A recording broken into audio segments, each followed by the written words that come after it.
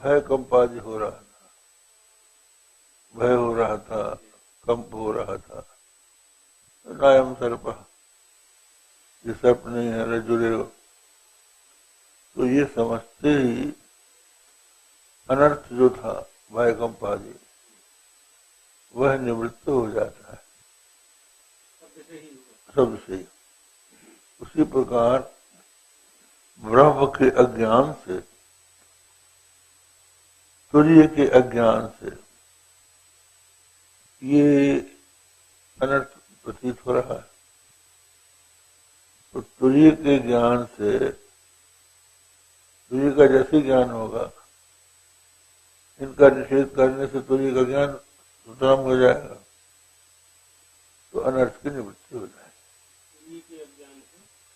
तुर्य के अज्ञान से ये सब प्रतीत हो रहे हैं, तुर्य में कल्पित है,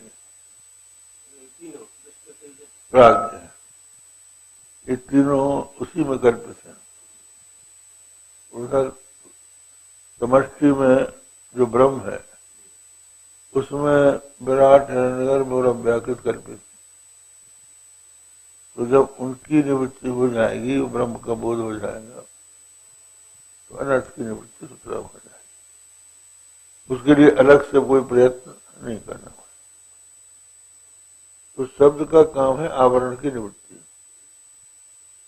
ये हो गया। न च तद्वत अपि आत्मनि अध्यारोपितांत प्रज्ञत्वादि विवेक करने प्रवृत्त प्रतिषेध विज्ञान प्रमाण से अनुपादित प्रज्ञत्वादि निवृत्ति व्यतिरेकेण तुर्ये व्यापारोपत्ति।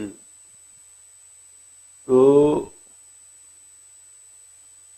कहते हैं कि तद्वदपि न च तद्वदपि आत्मनि अध्यारोपितांत प्रज्ञत्वादि विवेक करने प्रवृत्त। कहते हैं आत्मा में, आत्मनि अध्यारोपितांत प्रज्ञत्वादि जो है, उनका विवेक करने में प्रवृत्त जो है, प्रतिषेध विज्ञान प्रमाण से, प्रतिषेध विज्ञान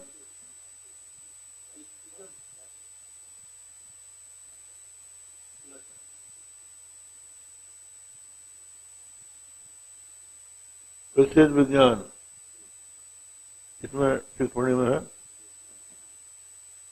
प्रतिषेध विषय विज्ञान जनक प्रमाण से यद्वा प्रतिषेध रूपस्य विज्ञान जनक प्रमाण से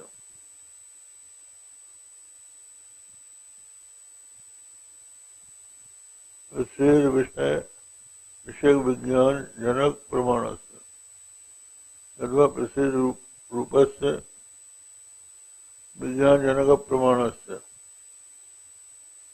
हाँ,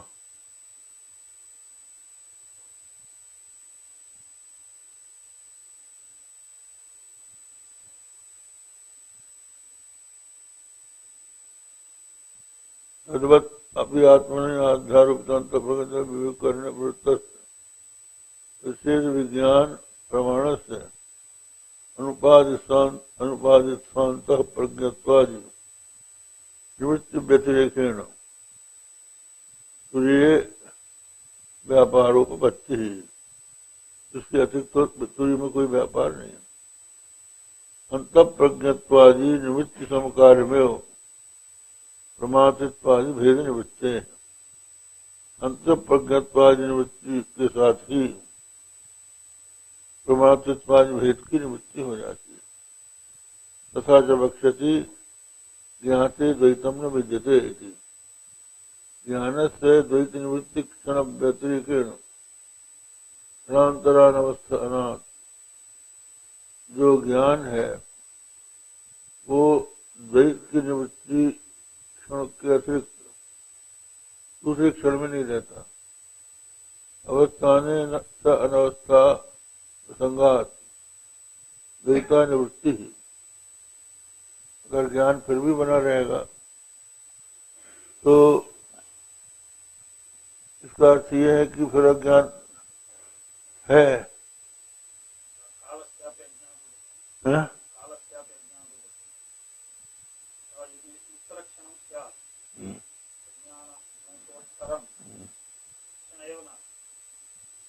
क्षण होना।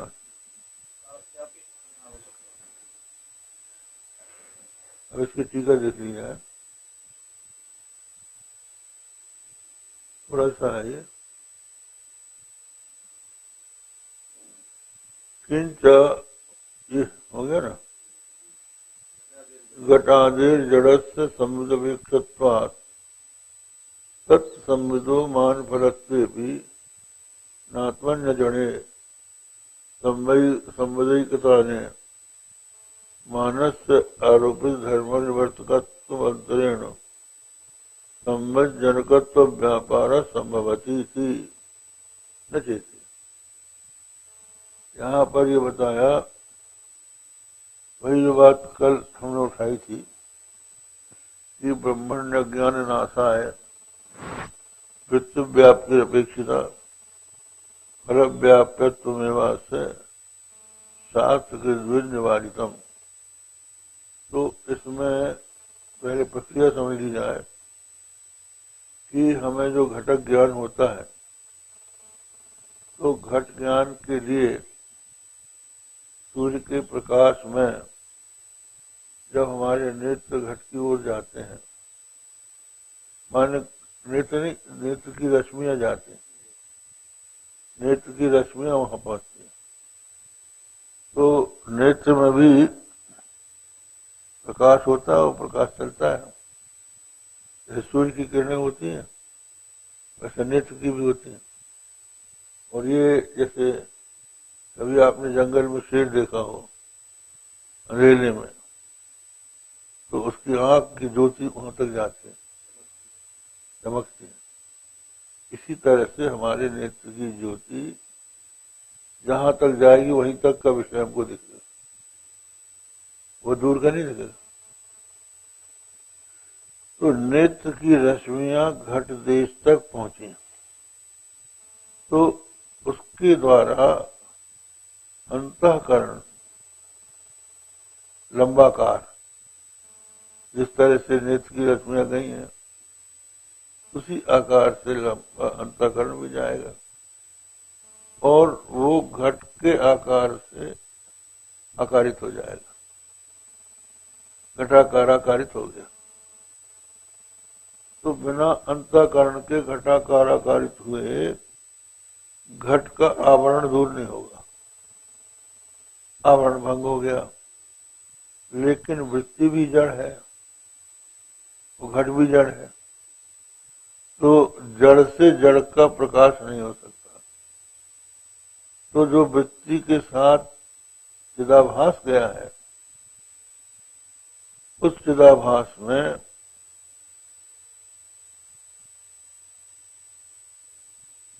प्रकाशकता है, तो वो घट का प्रकाश करता है। तो चिदाभास अंतःकरण की वृत्ति ने आवरण का भंग किया और चिदाभास ने घट का प्रकाश कर दिया। अयम घटा, आवरण यही था कि हमारे बीच में, हमारे और घट के बीच में अवकाश नहीं था। नेत्र की दृष्टि वहां पहुंच गई, यही आवरण भंग हो गया। हाँ, पहुंचे और घटाकार हो गई, तो आवरण भंग हो गया। घट देख लिया, वृत्ति घटाकार हो गई, और उस घटाकार वृत्ति में जो आभास है चैतन्य का, क्योंकि अंतःकरण में यहां भी अंतःकरण भी जड़ है, उसमें जो ज्ञापकता है वो चिदाभास से, चित्त के आभास से, तो वही चिदाभास वहां पहुंच गया, तो वो घट को प्रकाशित करेगा। तो उसका नाम है, उसका स्वरूप हो गया अयम घटा। इसको कहते हैं फल व्याप्ति। अंतःकरण चित्त, अयम घटा फल व्याप्ति। तो दो कार्य हो गए यहाँ, एक वृत्ति व्याप्ति और दूसरा फल व्याप्ति। अब ये बात जो है आत्मा में नहीं लागू होती। आत्मा में इसलिए लागू नहीं होती कि आत्मा स्वयं प्रकाश है, वो प्रकाश स्वरूप है, इसलिए उसके प्रकाश के लिए अन्य किसी प्रकाश की आवश्यकता नहीं, फल व्याप्ति की अपेक्षा नहीं।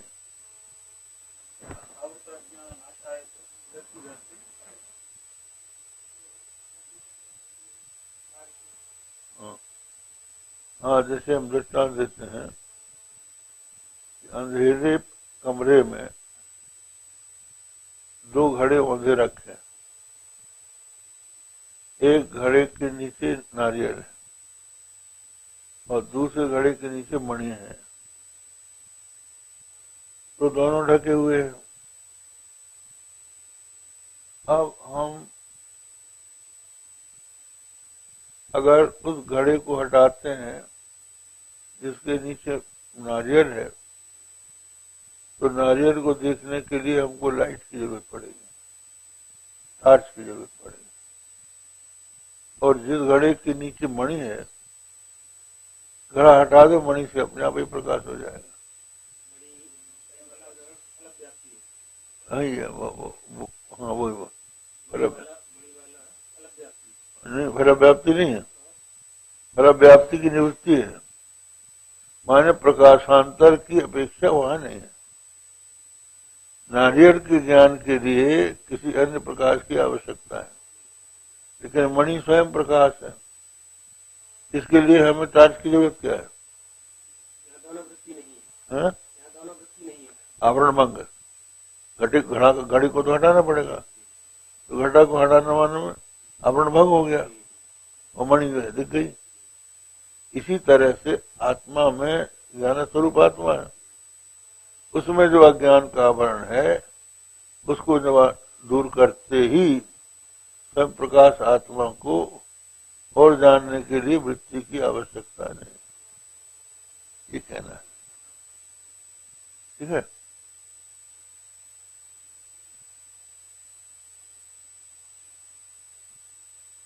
किंच जगदादिर जड़स्य संविदपेक्षत्वात् तत्व संविदो मान फलत्वे भी नात्मनि अजड़े। संविदेकता ने, संविद ही उसका स्वरूप है, बोध स्वरूप है वो। मानस आरोपित धर्म निवर्तकत्व मंत्रेण, मान जो है प्रमाण, उसका काम क्या है? आरोपित धर्म का निवर्तन। उसके अतिरिक्त संविद जनकत्व व्यापार नहीं होता, माने बोध जनकत्व व्यापार नाम की चीज नहीं होती। वही बात कह दिया नशे की। तुझी आत्मनि संवेदन जन व्यापारो न प्रमाण से प्रकल्पिते।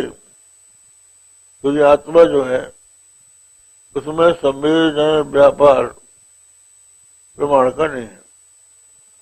तस्य संविदात्मकत्वात् आरोपित निमित्त व्यतिरेकेण मान जन्य फल संविधान अनपेक्षत्वाद इत्युक्तम।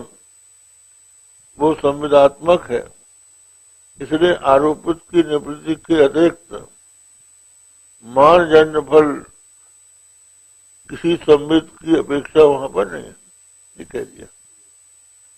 तत्व हेतुअंतर महाअनंत प्रज्ञत्व आश्रय भावेन आश्रित प्रमाणाभावात् अंतरक्षणे तस्य व्यापारानुपत्ति तत्व वाक्यशेषम अनुकूलयति। आश्रय भावेन आश्रित प्रमाणाभावात् अंतरक्षणे तस्य व्यापारानुपत्ति तत्व वाक्यशेषम अनुकूलयति। तथा चेति तथा चे बक्ष्यति ज्ञाते द्वैतम न विद्यते। यहाँ बताया आश्रय के न रहने पर आश्रित प्रमाण का अभाव हो जाएगा। प्रमाण जो है प्रमाता के आश्रित रहता है, प्रमाता के आश्रित प्रमाण रहता है। तो प्रमाता जो है ये अंतःकरणावच्छिन्न चैतन्य, यही ना, यही प्रमाता है। तो जैसे ही अंतःकरण का निषेध होगा, अंतःकरण का निषेध होते ही ज्ञान के द्वारा, अंतःकरण का निषेध होते ही ज्ञान का कोई आश्रय रहेगा नहीं, और ज्ञान ने अपना काम कर ही दिया निषेध का, इसलिए अब उस ज्ञान की वहां आवश्यकता है नहीं, एक ही क्षण में सब कुछ हो जाता है। इसलिए जब अज्ञान नहीं है तो अज्ञान की आवश्यकता ही नहीं है। जो प्रसंख्यान कह रहे थे कि ज्ञान का अभ्यास करो, ज्ञान ज्ञान ज्ञान ज्ञान, तो आप अभ्यास किस बात का करोगे? आश्रय तो रह ही नहीं गया, ज्ञान किसके आश्रित रहेगा? इसलिए सब अनर्थ का नाश करके, अज्ञान का नाश करके ज्ञान भी स्वयं नष्ट हो जाएगा। जैसे आग, जब तक ईंधन है तब तक आग जलाएगी, और ईंधन जब जल जाएगा तो वो खुद शांत हो जाएगी। इसी तरह से ज्ञान अज्ञान का नाश करके स्वयं भी समाप्त हो जाए।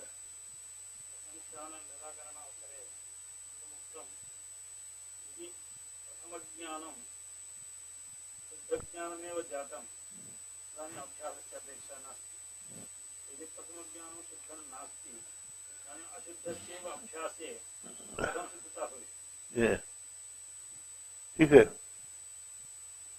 ये भी है प्रसंख्यान के विरोध में कि अगर आप कहें कि पहले जो ज्ञान हुआ वो शुद्ध ज्ञान नहीं है, अभ्यास से वो शुद्ध होगा।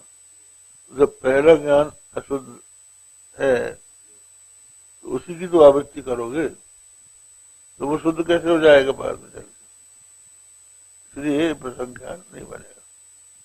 तो प्रसंख्यान जो है ये वाचस्पति मिश्र का वामती प्रस्थान में है। विवरण प्रस्थान में केवल यही माना जाता है जो भगवान शंकराचार्य यहाँ बोल रहे हैं। हो गया?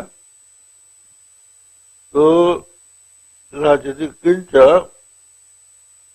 ज्ञानाधीन द्वैत निवृत्तवच्छिन्न क्षणातिरिक्तेन क्षणांतरी ज्ञानम स्थातुम पारयति।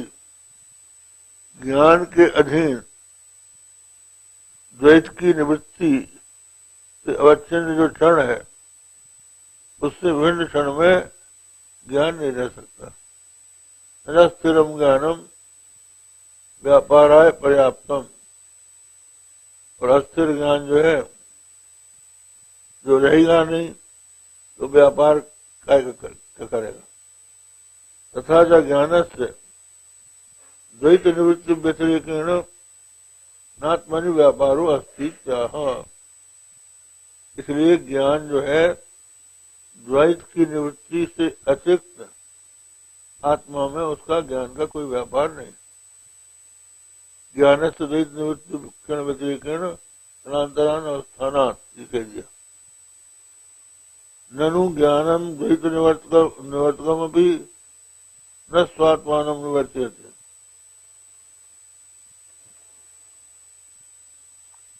ननु ज्ञानम द्वैत निवर्तकम भी न स्वात्मानम निवर्त्यते।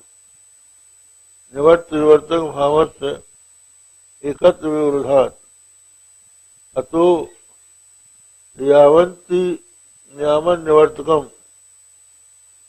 भाष्यति तत्ताह अवस्थानेति। अवस्थानेशा अवस्था प्रसंगात बोल रहे हैं। किसी ने प्रश्न किया कि ज्ञान जो है द्वैत निवर्तक होने पर भी अपनी तो निवृत्ति नहीं होगी, अपनी निवृत्ति कैसे करेगा? और उसकी भी निवृत्ति की अपेक्षा है। क्यों है? क्योंकि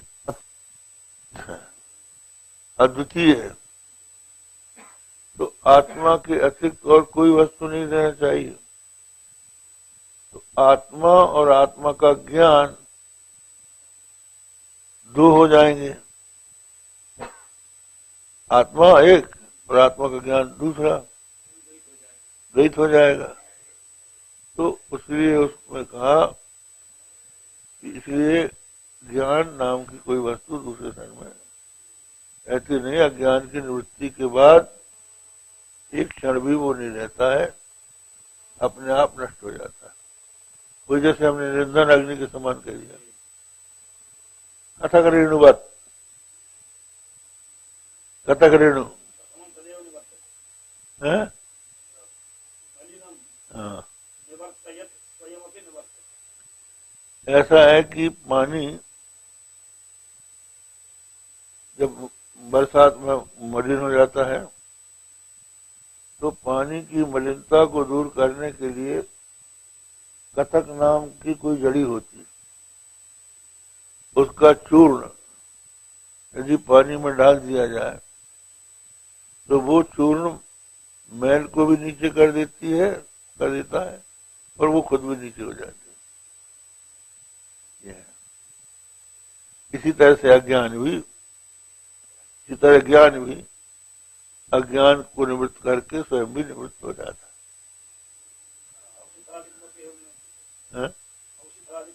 हाँ,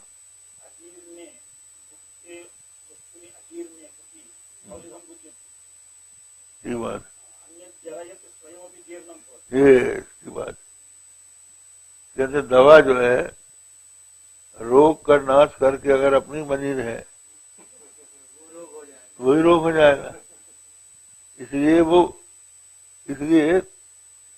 वाचस्पति मिश्र ने कहा है पयोंतरम जरियत स्वयं भी जीरियती, दूध से दूध को दूर करके स्वयं भी दूसरे दूध को पचा के स्वयं भी पच जाता है। दूध का यदि आपको अजीर्ण हो गया हो, पचना रहा हो, तो आम खाने से अजीर्ण हो जाए तो दूध पीने से दूर हो जाएगा, ठीक है। अगर दूध ही का अजीर्ण हो जाए तो उसके लिए क्या करें? दूध ही पियो। तो दूध पीने से वो दूध पहले दूध को भी पचा देगा और अपने भी पच जाएगा। इसी तरह से ज्ञान अज्ञान का नाश कर देगा और अपना भी नाश कर देगा। हो गया? अब आगे तस्मात् प्रतिषेध विज्ञान प्रमाण व्यापार समकाले आत्मन्य अध्यारोपित अंत प्रज्ञत्वादि अलर्थ निवृत्ति सिद्धम। इसलिए प्रतिषेध विज्ञान प्रमाण व्यापार समकाल ही आत्मा में अध्यारोपित अंत प्रज्ञत्वादि अनर्थ निवृत्ति ये सिद्ध हो जाएगी। नान्त प्रज्ञमिति चाहिए सब प्रतिषेध। अब उसका अर्थ कर रहे हैं। नान्त प्रज्ञम न वही प्रज्ञम जो मूल है ना मंत्र,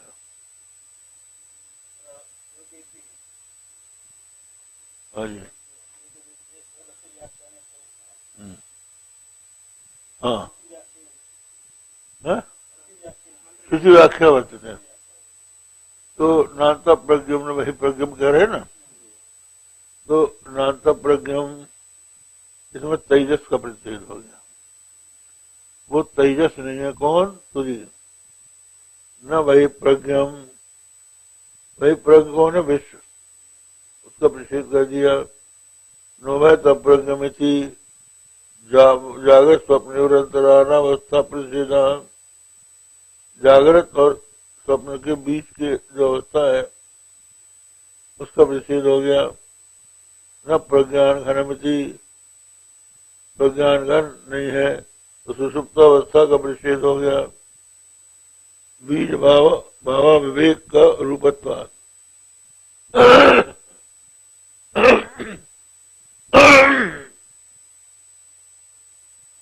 बीज भावा विवेक विवेक रूपत्वात्।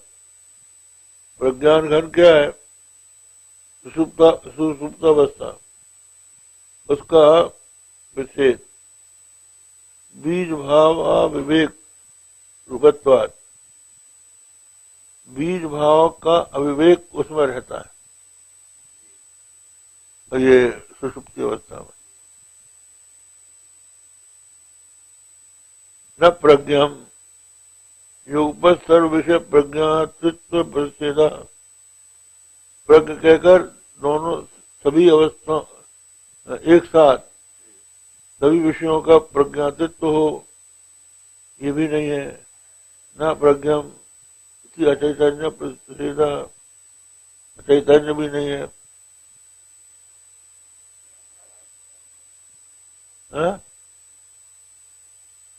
द्रढ़ावस्था मतलब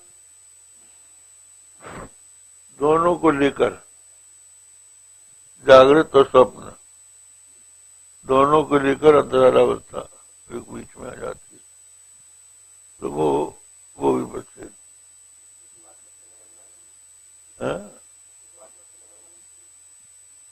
उसका वर्णन जो है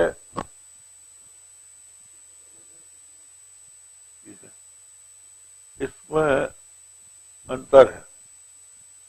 अंतर यह है कि इस परिच्छेद में विषय जो है अवस्था है, जो अवस्था की संधि है वो परिच्छेद का विषय हो ही नहीं सकता है? ऐसे दो अवस्थाएं सत असत दोनों का हमने प्रस्तुत किया। सत भी नहीं है, असत भी नहीं है, अनिर्वचनीय है। तो यहाँ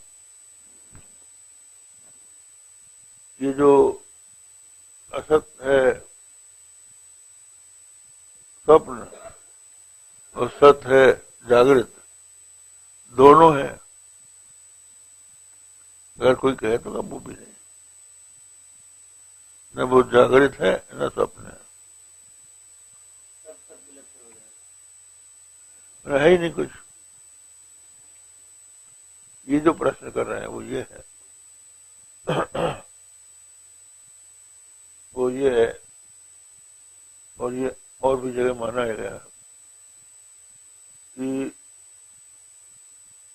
श्रीमद् भागवत के सप्तम स्कंध में ये लिखा है कि सुप्त प्रबोधयो संधिम आत्मनो गतिरात्मदिक,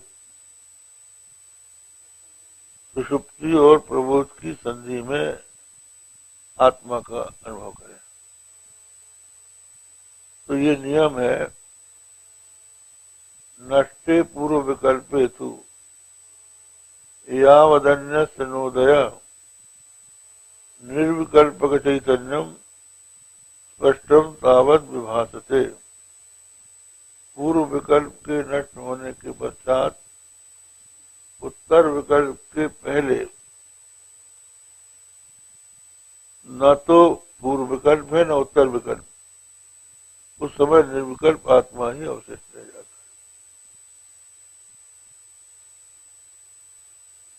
तो जैसे देखिए जागृत में ले लीजिए, घटाकार वृत्ति का उदय हुआ और घटाकार की वृत्ति का नाश होगा तो पटाकार वृत्ति आएगी। तो घटाकार वृत्ति नष्ट हुई और पटाकार वृत्ति नहीं हुई, उसके बीच में न घटाकार है न पटाकार, ठीक है, वो संधि है, तो वो अपना स्वरूप है। ये चिदात्मान उपासना है। हम श्वास खींचते हैं और फिर छोड़ते हैं। तो श्वास खींची और श्वास छोड़ी, तो खींच के खत्म हुआ है और छोड़ा नहीं है। उस बीच में न प्राण है न अपान है, वो अपना आत्मा है। अब ये जो संधि है सुषुप्ति में और प्रबोध में भी, अब हम गाढ़ी नींद में सो रहे हैं, गाढ़ी नींद में सो रहे हैं, सोए सोए हम जागते हैं। तो जागने के बाद नींद तो खत्म हो गई, लेकिन अभी जागरण शुरू नहीं हुआ। उस समय निर्विकल्प अवस्था है। इसी तरह से हम अपने बिस्तर में लेट गए, नींद अभी आई नहीं है, और कोई पूछता है क्यों भाई क्या बात, भाई हमसे मत बोलो, हमको नींद आ रही है। इसका मतलब यह है कि अभी नींद आई नहीं है, आ रही है। उस समय उसको आनंद आता है। वो आनंद जो है न तो जागृत का है न निद्रा का है, वो अपने स्वरूप का है। अब इनका ये प्रश्न है कि संधि को तो आत्मा माना जाता है, यहाँ नान्ता प्रज्ञम वही प्रज्ञम कह के दोनों का निषेध कर दिया। तो इन दोनों को लेकर जो कोई कहे कि जागृत भी है और स्वप्न भी है, तो कहा ही नहीं। ठीक है, ये छोड़ के नहीं, लेकर ये समझ लो जागृत और स्वप्न सापेक्ष जो वृत्ति है वो नान्ता प्रज्ञम वही प्रज्ञम का निषेध का विषय है। और जो निर्विषय है उसका निषेध कौन करेगा, वो तो तुरी है।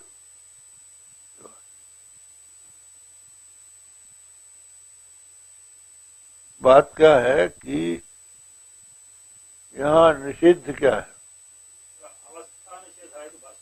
ये अवस्थी का निषेध नहीं है।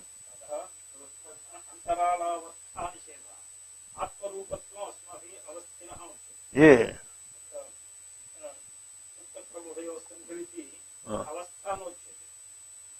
हाँ,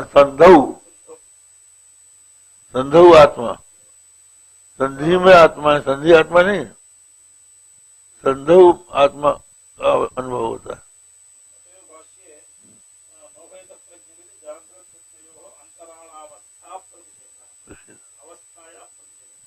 अवस्था का प्रतीक है, अवस्थी का नहीं। अवस्था जिसमें है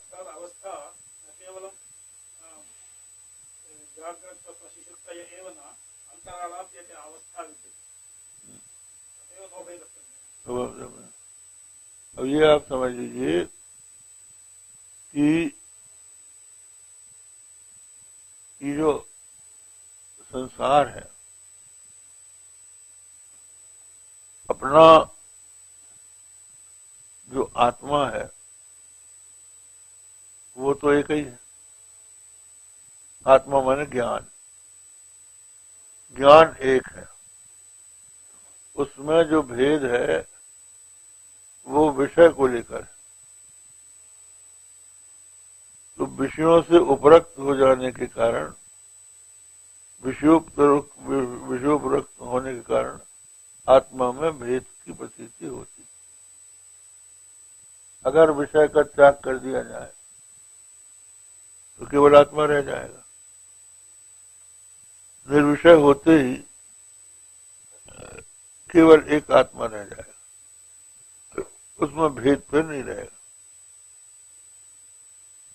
तो घट ज्ञान, पट ज्ञान, मठ ज्ञान, इसमें घट पट मठ, इसका ज्ञान में उपराग है। कैसे है, जैसे कपड़े में चित्र बना दे कोई, कपड़े में चित्र बना दे तो कपड़े के सिवा और क्या है वो, इसी तरह से आत्मा में ये चित्र बने हुए हैं। उसके शुद्ध स्वरूप को समझना हो तो चित्र को हटा दो, और चित्र हटते हैं। एक चित्र के हटते ही दूसरे चित्र जब आए उस समय केवल कपड़ा रह जाता है।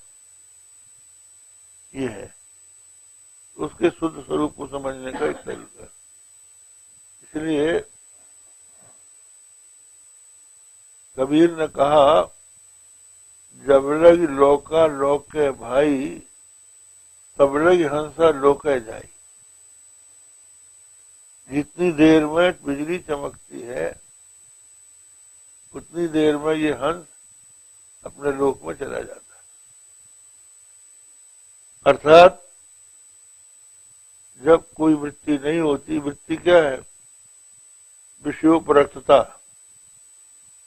आत्मा की विषयोपरक्तता ही वृत्ति है, और विषयोपरक्तता जो खत्म हुई तो वृत्ति निराकार हो गई। निराकार हो गई माने ब्रह्माकार हो गई।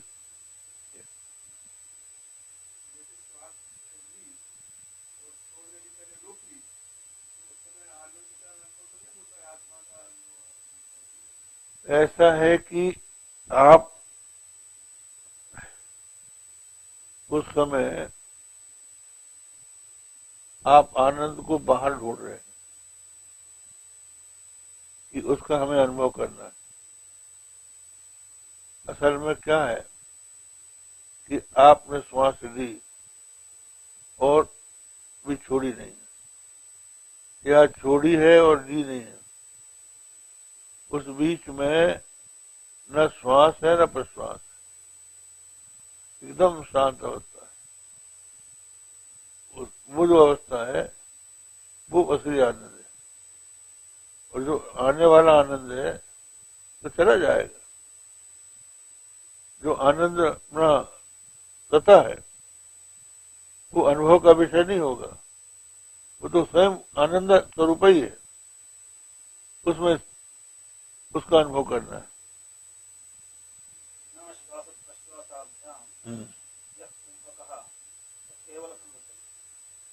ऐसा है कि कुंभक के समय भी मन चंचल रहता है, चाहे वायु कुंभक हो, चाहे वो जो अंतरालावस्था है वो श्वास प्रश्वास के चलते ही रहेगी। कुंभक में भी आदमी का मन इधर उधर चलता रहता है। प्रयत्न साध्य है। अब प्रयत्न साध्य है, बिना प्रयत्न के ही मन निर्विकार होता रहता है, उसको पकड़ ले।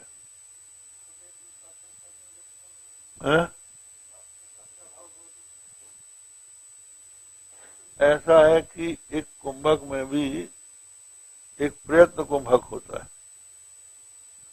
समझे नहीं? श्वास रोकी हमने, निरोध किया तो निरोधाकार वृत्ति रहेगी, रोकना है। अभी कहा निर्विकल्प हुआ। केवली कुंभ के सिद्धे किन्न सिद्ध भूत रे। केवली कुंभक, केवल कुंभक क्या है? नो छसे नैव निश्वसे नैव गात्राणि चारे, न श्वास ले न छोड़े न शरीर को हिलाए। तो ऐसी अवस्था अगर चिरकाल तक रहे तो केवली कुंभक सिद्ध हो जाता है। तो केवली कुंभ के सिद्धे किन्न सिद्धति भूतले, वो मुख्य चीज। तो श्वास लेने की और छोड़ने की चेष्टा न करें और शरीर को स्थिर करके बैठ जाए, तो अपने आप धीरे धीरे श्वास प्रश्वास क्षीण होती जाएगी, और उसके बाद अपने आप केवली कुंभक हो जाएगा। तो उस अवस्था में निर्विकल्प हो जाएगा। तो ये है कि इतना बड़ा साधन करने के पश्चात आप निर्विकल्प कर मन को निर्विकल्प बनाएंगे, और गुरु की कृपा से आपको जो अपने आप निरायास दो संधियों के बीच में बता देंगे कि भाई ये तो प्रतिक्षण तुम्हारा मन विकल्प हो रहा है, भले थोड़ी देर हो, क्षण मात्र हो, लेकिन उसमें अनुभव कर लो। तो वो अनुभव कर लेने पर उसी को चौड़ा करते जाओ, वो चौड़ा होते होते लंबा हो जाएगा निर्विकल्प समाधि।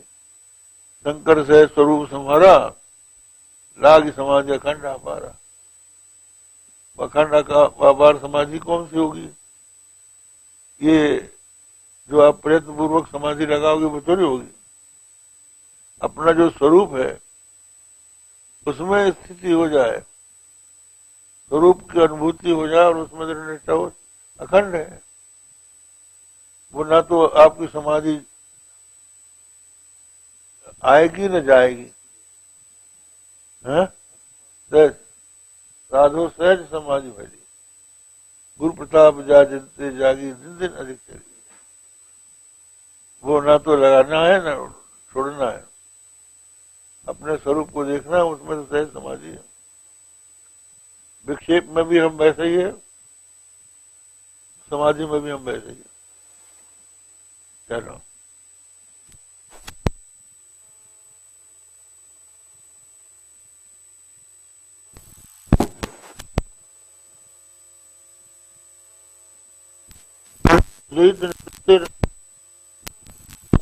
निवर्तकांतरा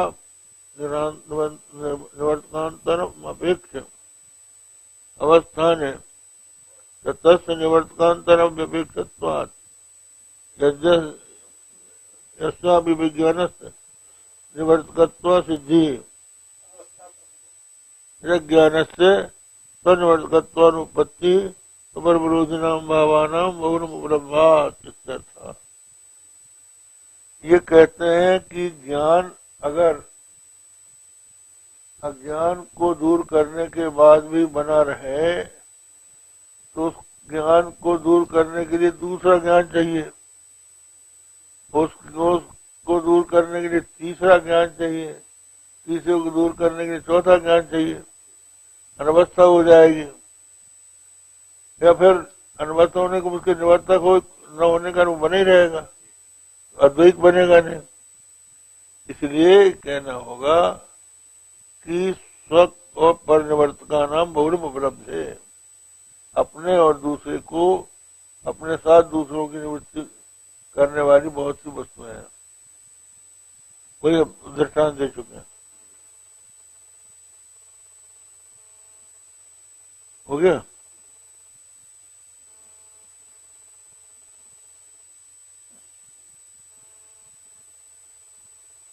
अच्छा, अब ये हो गया ज्ञान, टीका भी करना है आगे। ज्ञानस्य जन्मातिरिक्त व्यापारा भावात् तज्जन्मनः तद्वैत निषेधेन उपक्षयात् क्षणान्तरे विषय स्मरण जननाय अनवस्थानात् आरूपितात् अतद्धर्म निवृत्तैव ज्ञानम परिभाषितम संभरति। कहते हैं ज्ञान का जैसे ही जन्म हुआ उसके अतिरिक्त और कोई उसका व्यापार नहीं। ज्ञान का जन्म ही अज्ञान की निवृत्ति का देता है, तो द्वैत का निषेध हो गया और उसके बाद उसका कोई कार्य नहीं रह गया। क्षणांतर में कोई विषय स्मरण का जानना है, कोई और दूसरा विषय उत्पन्न होगा नहीं, इसलिए उसकी अवस्था की आवश्यकता नहीं है। आरोपित और असत धर्म, आरोपित जो असत धर्म है उसकी निवृत्ति से ही ज्ञान का पर्यवसान हो जाता है। 10 बात हो गया।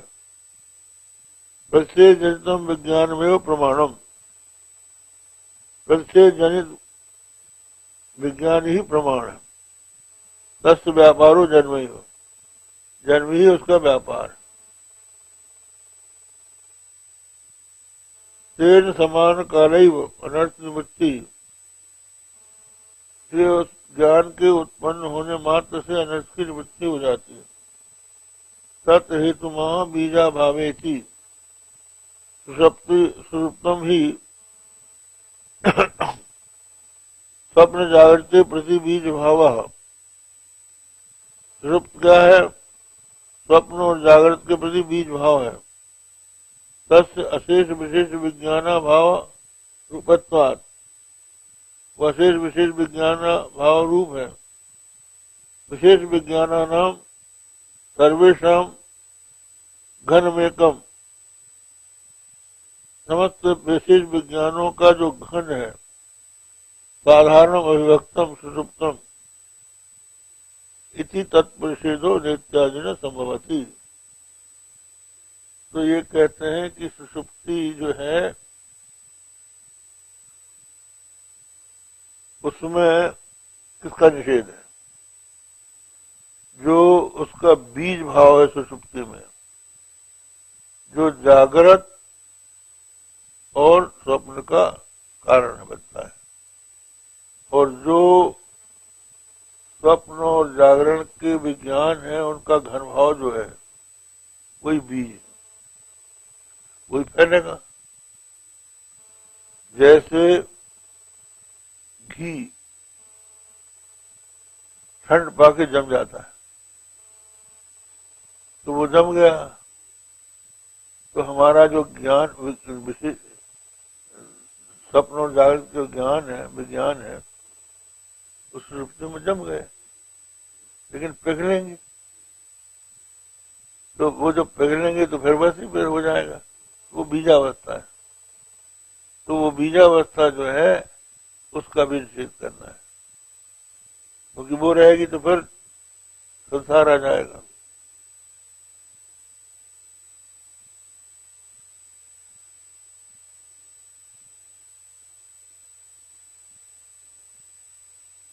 अच्छा, अब हो गया। हाँ, कब हुआ? अच्छा, ठीक। कथम पुनरंत प्रज्ञत्वादी नाम आत्मनिगम्यमाना नाम रज्ज्वादौ सर्ववत् प्रतिषेधात् असत्वं गम्यते इत्युच्यते। कहते हैं कि अंत प्रज्ञत्वादी का आत्मा में जब कथम पुनः प्रज्ञत्वादी नाम आत्मनिगम्यमाना नाम, आत्मा में अंत प्रज्ञत्वादी प्रतीत हो रहे हैं। अभी तक जो है आत्मा में तेजसत्व की प्रतीति हो रही है स्वप्न में, और जागृत में विश्वत्व की प्रतीति हो रही है, और सुषुप्ति में प्राज्ञत्व की प्रतीति हो रही है। तो ये जो है ये आत्मा में प्रतीत हो रहे हैं। तो रज्ज्वादौ सर्ववाद प्रतिषेधात् असत्वम गम्यते। तो कहते हैं कि रज्ज्वादौ सर्पादिवत् प्रतिषेधात् असत्वम गम्यते। कथम? कहते हैं जैसे कि रज्जु में सर्प की प्रतीति होती है, उसी तरह से अंतःप्रज्ञत्वादि की का निषेध कैसे होता है, ये पूछा है। कथम उच्यते ज्ञस्वरूपा विशेषे अपि इतर व्यभिचारात् रज्ज्वादावेव सर्पधारादि विकल्प भेदवत् सर्वत्र व्यभिचारात् ज्ञस्वरूपस्य सत्यत्वम्। कहते हैं ज्ञस्वरूपा विशेषे भी इतर व्यभिचारात् रज्ज्वादि सर्वधारादि विकल्प भेदवत् सर्वत्व व्यभिचारात् ज्ञस्वरूपस्य सत्यत्वम्। तो ये बताया यहाँ पर कि ज्ञ स्वरूप का विशेष है, माने विश्व तेजस जो है इनमें ज्ञान तो है, विश्व भी जागृत का ज्ञाता है और तेजस स्वप्न का ज्ञाता है। लेकिन इतर व्यभिचारात् विश्व जो है स्वप्न में नहीं रहता, है और तेजस हो जाता है, उसका भी विचार हो गया। और तेजस तेजस है विश्व नहीं रहता। तो इसलिए इनमें व्यभिचार है। तो कैसे व्यभिचार है?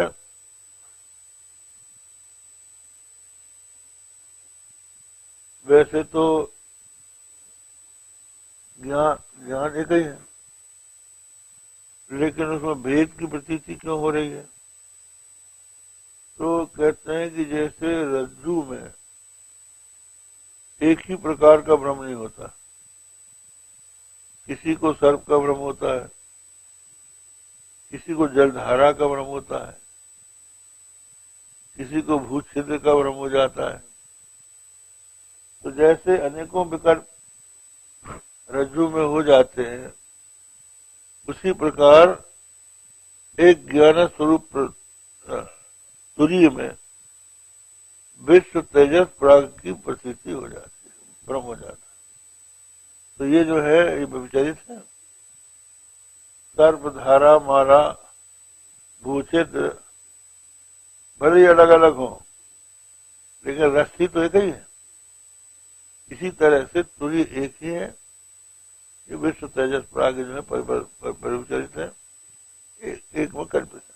वो कह रहे थे कि अंतःप्रज्ञ के धर्म आत्मा में है, अंतःप्रज्ञ के धर्म आत्मा में है, तो उनका निषेध नहीं किया जाता।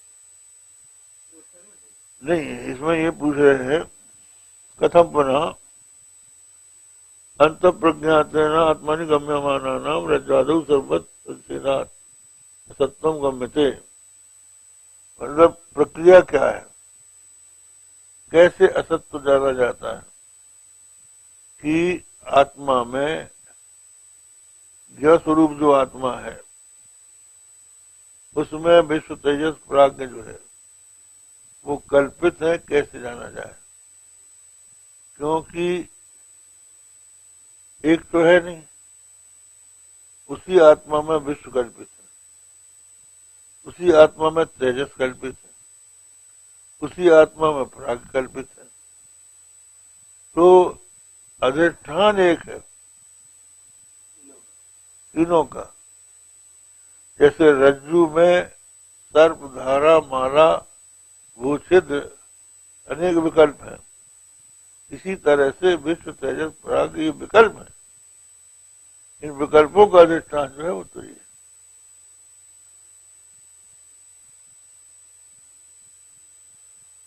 बता रहे हैं, क्योंकि उसका व्यभिचार है नहीं, वो सत्य है। सुषुप्ते व्यभिचारित चेतना, जैसे सुप्ति में व्यभिचार होता है ऐसा नहीं है। सुषुप्त से अनुभूय मानत्वात् नहीं विज्ञातर विज्ञातेर विपरिलोको विदिते श्रुते। कहते हैं जो तुरी है जागृत में रहता है, स्वप्न में रहता है, ठीक है, लेकिन सुषुप्ति में तो कुछ नहीं रहता। सुषुप्ति में ज्ञान कुछ होता नहीं। तो आत्मा का व्यभिचार सुषुप्ति में हो गया? बोले ऐसा नहीं, सुषुप्ति में भी ज्ञान रहता है। सुषुप्ति श्रुति कहती है सुषुप्त नहीं विज्ञातर विज्ञातेर विपरिलोको विदिते विनाशित्वात्। जो विज्ञाता है उसकी विज्ञाति माने स्वरूपभूत जो ज्ञप्ति है उसका विपरिलोप नहीं होता, इसलिए सुषुप्ति में भी वो रहता है।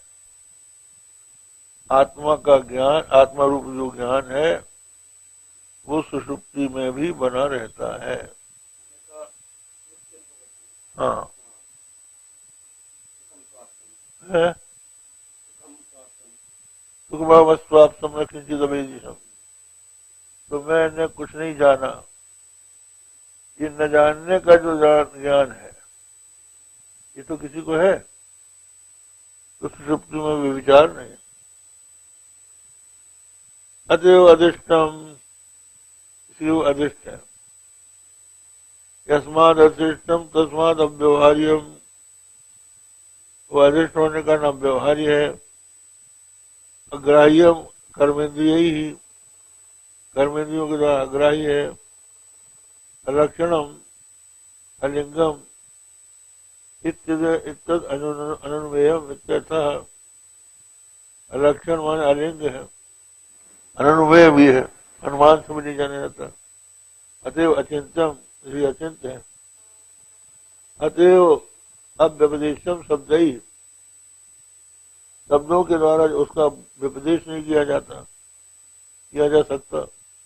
एकात्म प्रत्यय सारम, इसका अर्थ करना है एकात्म प्रत्यय सारम है जागरादि स्थानेषु एकोपि एकोयम आत्मा इत्यभिचारी, यह प्रत्यय तेनानुसरणीयम।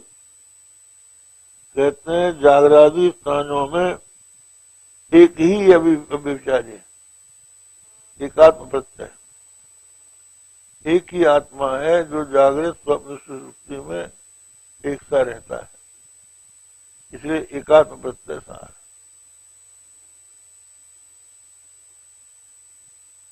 आत्मा इत्येव उपासित, अथवा एक ही आत्मा, दूसरा अर्थ कर रहे हैं एक आत्मा प्रत्यय सारम प्रमाणम, एक ही आत्मा प्रत्यय माने सारे प्रमाण। यश तुर्यस्यादि हमें तत्तुर्यम एकात्म प्रत्यय सारम आत्मैत्येव उपासित, आत्मा के ही रूप में उसकी उपासना की जाए, इसलिए आत्मा एकात्म प्रत्यय सारम। अंत प्रज्ञत्वादि स्थान धर्म निषेध कृता प्रपंचोपशमिति जागृतादि स्थान धर्माभाव उच्यते। हाँ, अंत प्रज्ञत्वादि स्थानीय धर्म का निषेध किया। स्थानीय जो है वही विश्व तेजस प्राज्ञ, और प्रपंचोपशम कह के जागृतादि स्थान का भी, स्थान धर्म का भी अभाव बताया।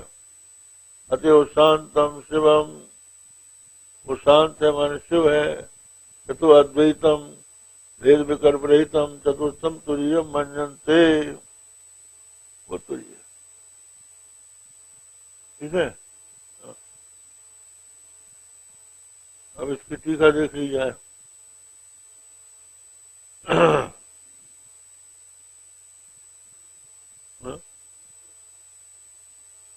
कहाँ पर?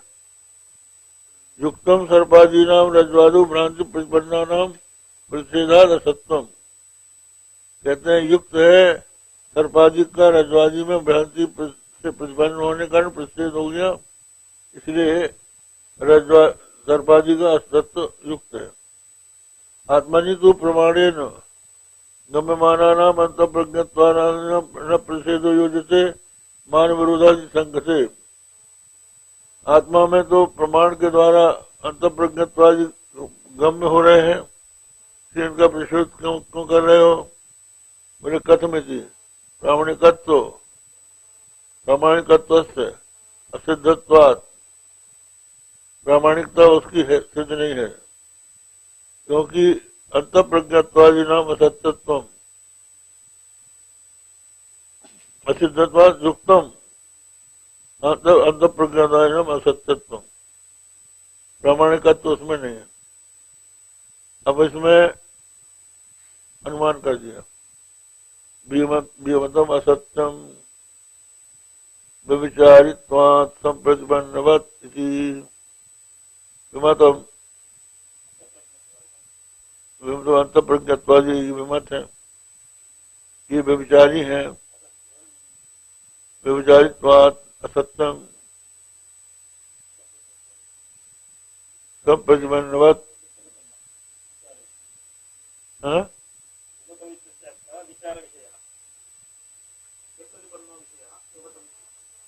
ठीक है। क्या पूछ रहे हैं?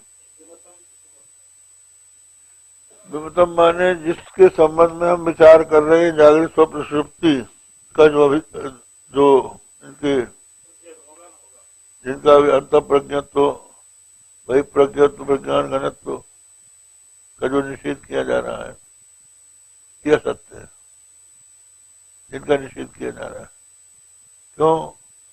हेतु व्यभिचारित्वात्, जो व्यभिचारी है वो असत्य होता है। सत्वम सत्वम अव्यभिचारित्वात्, सत्वम विमतम, व्यभिचार पहले हो गया, विमतम सत्वम व्यभिचारित्वात् संप्रतिपन्नवत्, संप्रतिपन्न वही रज्जुधारा, रज्जुधारा सर माला आदि जो है उसके समान क्या स्वरूप एक ही। अच्छा, अब सस्ता विशेषो अव्यभिचार, अव्यभिचार तत्र रज्वादि उदाहरण तस्य विशेषो अव्यभिचार तत्र रज्वादि उदाहरण। और अविशेष जो है रज्जु का है, सर्वधारा माला में तो विशेष है, रज्जु विशेष है। तो हो गया अंत प्रज्ञात्वानिनो वितरितर व्यभिचारी दर्शनों सर्वधारा जी। अब दूसरा अनुमान कर रहे हैं, विमतम सत्यम, विमत माने जो स्तुति है वो सत्य है, अव्यभिचारित्वात् रज्ज्वादिवत् सर्वत्रेति तस्य च सत्यत्वे सर्वकर्मणाधिष्ठानत्व सिद्धि। उसके सत्यत्व होने के कारण सर्वकर्मणा का अधिष्ठानत्व की सिद्धि हो जाती है। अव्यभिचारित हेतु हो तो हो असिद्धम साक्यते, अविचारित हेतु जो दिया उसको असिद्ध बता रहे हैं। असिद्धि क्या है? पक्ष हेतु बाबा, पक्ष में हेतु न रहे, यही ना।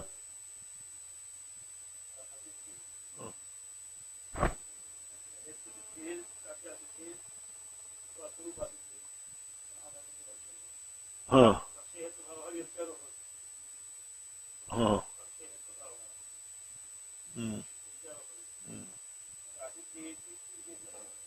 व्यभिचारित हेतु है ना, व्यभिचारित जो है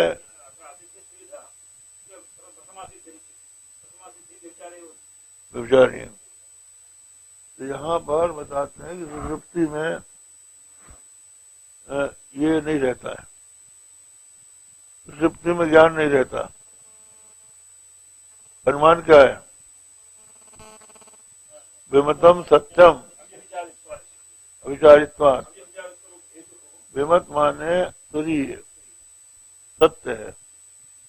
विमत से तुरीय लिया गया और सत्य जो है सत्य तो है साध्य है, और हेतु है अव्यभिचारित्वात्।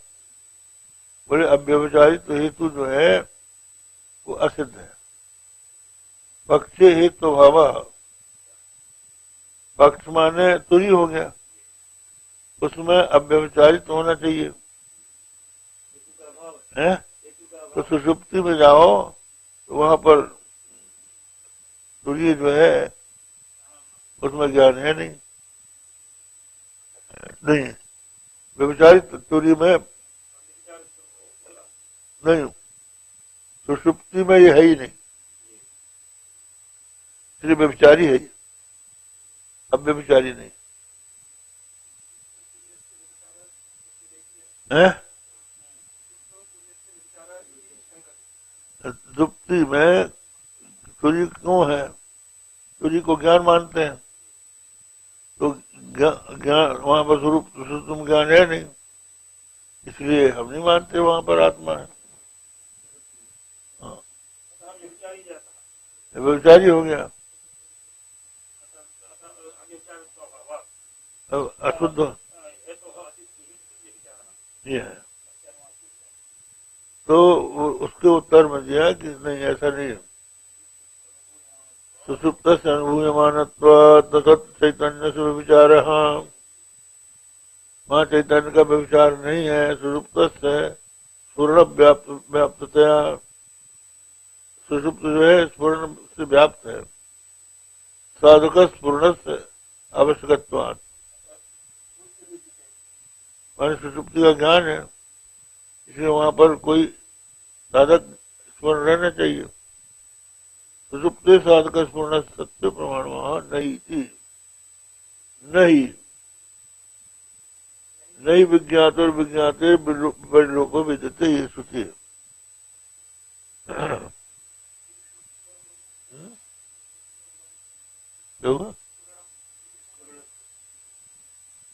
स्वर्ण मान वही सुषुप्ति का अनुभव। सुषुप्ति का अनुभव अगर न होता तो स्मृति जो होती है वो अनुभव पूर्वक ही होती है। जिसका कभी अनुभव न हो उसका स्मरण नहीं होता, होता है कभी? जिसको आपने कभी देखा है हाँ ये वो है, कभी स्मरण होगा। जिसको हमने कभी देखा ही ना हो उसका साक्षात्कार तो हो सकता है, प्रत्यक्ष तो हो सकता है, लेकिन स्मरण नहीं कर सकते उसको। स्मरण उसी वस्तु का होगा जिसको हमने पहले अनुभव किया हो। तो आज मैं ऐसा सुख से सोया, ये जो स्मरण तुम कर रहे हो अनुभव के बिना कैसे कर रहे हो? ये झूठ है। नहीं, अभी सोए हो, अनुभव अगर तुम्हारा नहीं है तो तुम स्मरण कैसे कर रहे हो?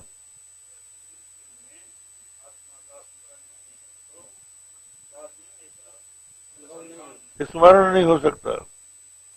माने नियम ये है, स्मृति अनुभव पूर्वक ही होती है। अनुभव के बिना स्मृति नहीं होती। तो अगर आप स्मृति मान रहे हैं और ये प्रत्यक्ष है कि मैं आज सुख से सोया, मुझे कुछ पता लगा तो मैं सुख से सोया, ये स्मरण आप कर रहे हो, तो इसका अर्थ ये है कि आपने वहां अनुभव किया है। अनुभव किसने किया, किसके द्वारा अनुभव हुआ? तो वो तो वहां है जो अनुभव करने वाला, तो उसका विचार कहाँ हुआ? वो बना रहा, इसलिए हेतु वहां पर असिद्ध नहीं है, असिद्ध है।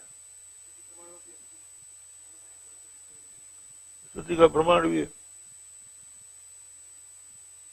निषेध शास्त्रालोचनया निर्विशेषत्व तुर्य से उत्तम।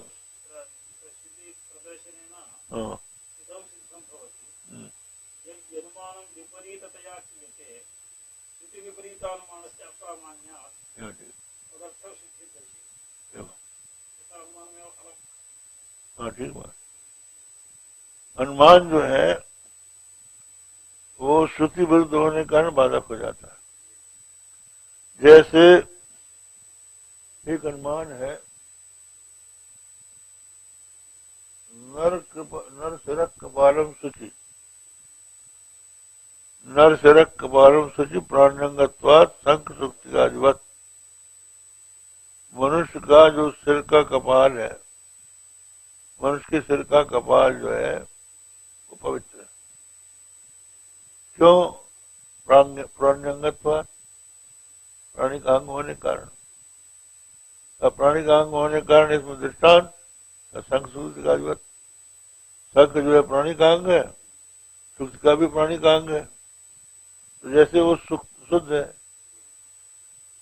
शंख जो है शुद्ध है और सुक्ति का भी शुद्ध है, इस तरह से मनुष्य की खोपड़ी भी शुद्ध है, अनुमान से तो सिद्ध हो जाएगा। लेकिन नारम सस्नेरम स्पृष्ट्वा सचैरो जलमाभिषेक, ये जो श्रुति है कि अगर मनुष्य के खोपड़ी का स्पर्श कर ले तो सचैल स्नान करे, तो अगर वो अशुचि है तभी नहीं स्नान करेगा। तो जो श्रुति है उसके विरुद्ध होने के कारण ये अनुमान निरस्त हो जाएगा। इसी तरह से श्रुति कहती है नहीं विज्ञातेर लोपो विद्यते अविनाशित्वात्। विज्ञाता की विज्ञाति का लोप नहीं हो सकता, क्योंकि वो अविनाशी है।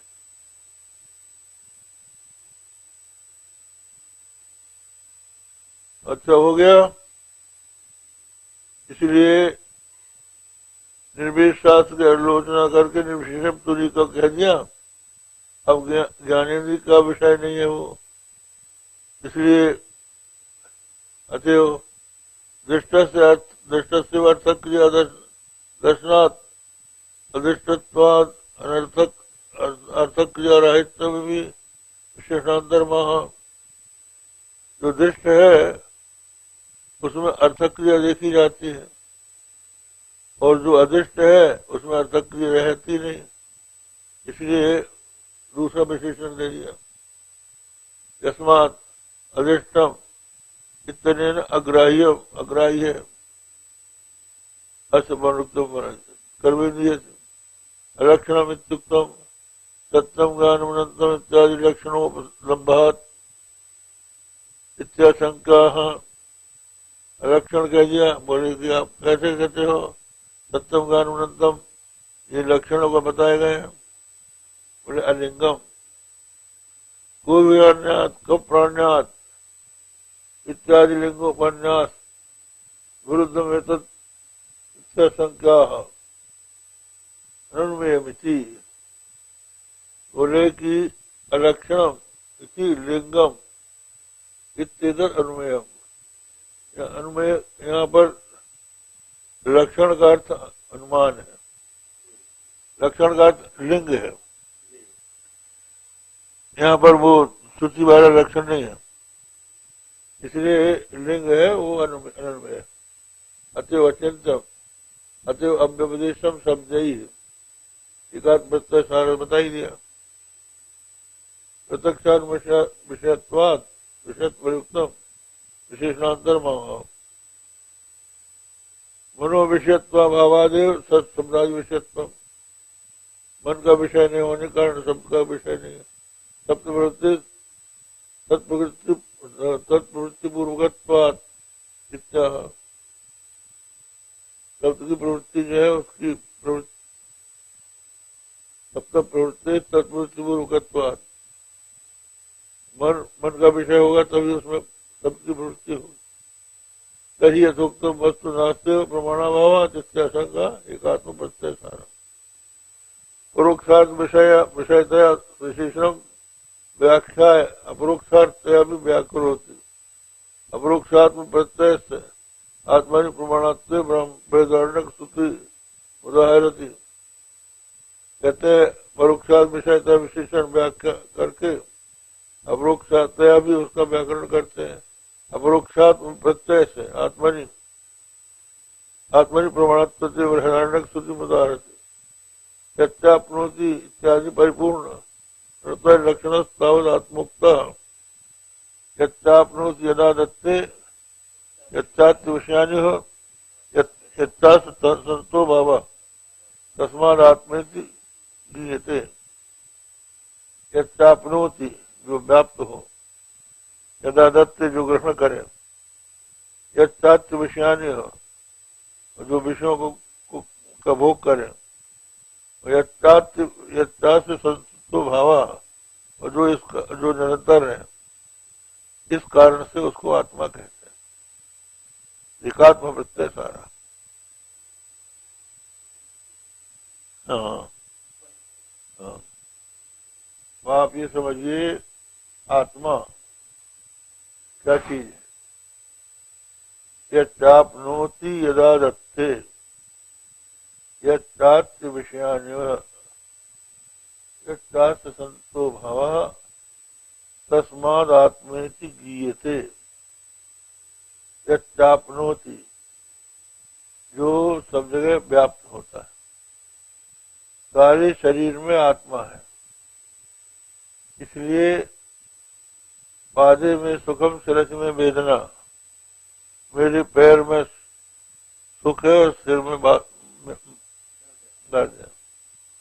अगर पैर में न होता तो वहां के सुख का अनुभव न होता, सिर में न होता तो यहाँ पर दर्द का अनुभव न होता। आप होते यदा दत्ते और जो ग्रहण करता है, ग्रहण क्या कर रहा है कि आंख से हम रूप देखते हैं, कान से शब्द सुनते हैं, नाक से गंध सूंघते हैं, जीभ से स्वाद लेते हैं और त्वक से स्पर्श करते हैं। तो ये आत्मा नहीं है, क्योंकि यदि आंख आत्मा होती तो वो आंख शब्द कैसे सुनती? अब तो नहीं सुन सकती। कोई है इनसे अलग जो आंख से देखता है, कान से सुनता है? वो आंख कान नाक से अलग है, चक्षुषा चक्षु। तो वो आदत्ते, वो सुनता है, वो देखता है। यच्चाप्नि यदा दत्ते यच्चात्य विषयानि है। और जो शब्द का अनुभव करता है, स्पर्श का अनुभव करता है, रूप का करता है, गंध का करता है, इनके द्वारा सुख दुख का अनुभव करता है, सुख दुख का साक्षात्कार करता है, वो कौन है? वही आत्मा है। और अच्छा से संतो हवा और बराबर रहता है। अच्छा विषय नहीं है। अच्छी माने भोगता है, अच्छी माने भोग तो उसमें हाँ भोगता है। और यश संतो बाबा वो बराबर रहता है। भोक्ता जो है वो आत्मा, वो बाल्यावस्था से लेकर वृद्धावस्था तक रहता है। इसलिए वो शरीर, इंद्रिय, मन, बुद्धि से अलग इनका मालिक आत्मा है। उसी का नाम आत्मा है। बस नहीं रहने दो। ओम भद्रम कर्णे विष्णुयाम देवा भद्रम पश्चिमाक्षराः स्थिरैरङ्गैः स्तुष्ट्वागं सत्तनूभिर् विषेमदेव हितं यदायुः स्वस्ति न इन्द्रो वृद्धश्रवाः स्वस्तिरपूषा विश्ववेदाः स्वस्ति नस्तार्क्ष्यो अरिष्टनेमिः स्वस्ति नो बृहस्पतिर्दधातु। ओम शांति शांति शांति।